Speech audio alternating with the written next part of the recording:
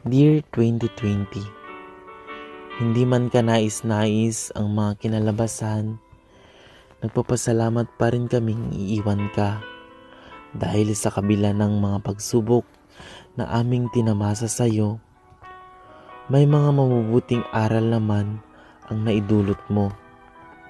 Nabigyan ng oras ang aming mga mahal sa buhay na minsan nakalimutan na namin na may mga nag-aantay at nananabik pala sa amin na makasama sila. At nalaman din ng lahat na wala palang kasiguraduhan ang mga material na bagay sa mundo. Mas matimbang pala yung pagmamahal sa kapwa kaysa mga bagay-bagay sa aming inaasam tulad ng mga material na bagay. At higit sa lahat, maraming nagbalik at tumawag sa ating poong may kapal dahil sa siya lang ang malalapitan sa oras ng kagipitan.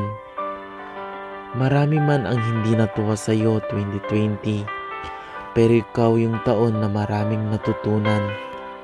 2020, huwag kang magtampo dahil ikaw ang paborito ng lahat.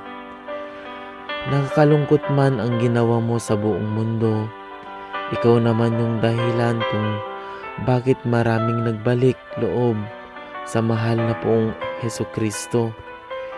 2020, paalam. Haharap kami sa taong hiling ng lahat ang pagbabago at kapayapaan.